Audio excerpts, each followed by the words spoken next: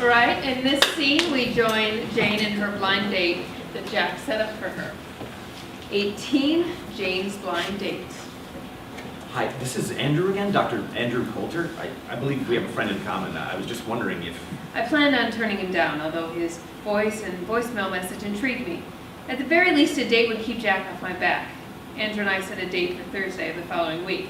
Jack had described Andrew as an older version of Anthony Michael Hall. I neglected to ask if he meant older than the Anthony Michael Hall of Weird Science or Anthony Michael Hall of Edward Scissorhands. Welcome to Antonio's! We're super excited to have you! Hi, I'm really early. The reservation is under Dr. Andrew Coulter. If the table isn't ready, I don't mind waiting in the lobby. No problem at all! Your party's already here! That was unexpected. It was exactly what I didn't want to happen. I eased my nerves by thinking it would make a lovely story Andrew and I could tell at our future wedding. I was so nervous on our first date, I showed up early. I'd say nudging his broad shoulder. I was so nervous, I showed up earlier than her. Andrew would add, pinching my cheek, then we just laugh and laugh for the rest of our ridiculously happy lives. Here's your table! Andrew was much more attractive than I expected, better than his photograph. Jane? You must be Andrew. It's great to meet you. I sat down in the booth, oblivious to anything but his amazing blue eyes. And I'm Catherine. My eyes darted to the left. An impeccably dressed, good-looking woman was sitting inches away from me. I'm sorry, Jane. Catherine is my ex-wife is what he's trying to say. Said the woman sitting uncomfortably close to me. Her breath was hot on my neck. Her perfume was pungent and smelled expensive. I'm really sorry about this, Jane. We hadn't seen each other in a while, and I mentioned the other day that I was going on a date. Catherine thought it would be a good idea if we met beforehand, just to tie up any loose ends. Catherine turned and smiled a thin, evil smile. It's really nothing, Jane. I'd still like to have dinner if you don't mind. I'm sorry.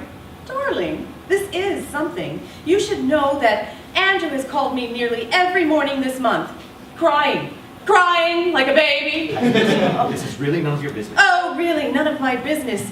Do you know, Jane, that he cheated on me with a female plumber? Catherine, please!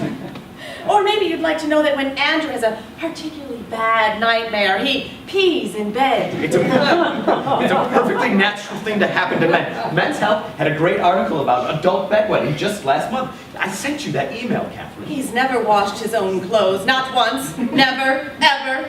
His mother did his laundry before me. I could if I wanted to. My mother really enjoyed doing laundry. I've told you that several times, Catherine. By the way, Jane, Andrew's real last name is Jablonkowitz.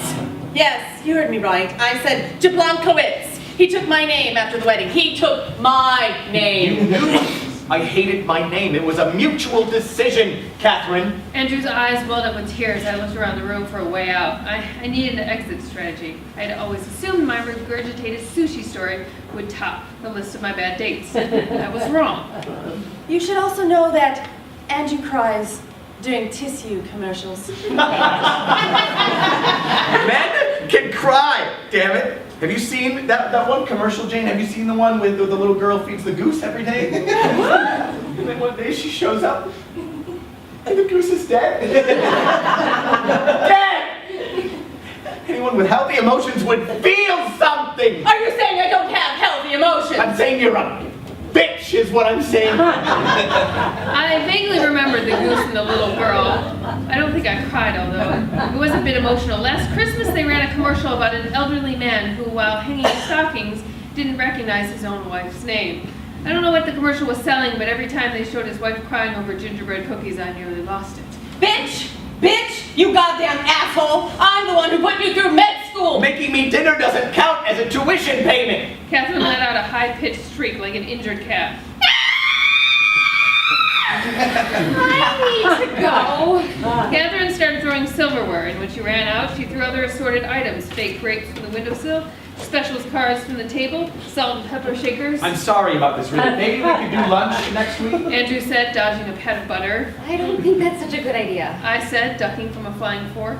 I don't think that's such a good idea. I'm so sorry, Jane. Just before I left, I shouted the only appropriate thing I could think of. You look like Anthony Michael Hall. You should know that. With that, I was gone. End of chapter.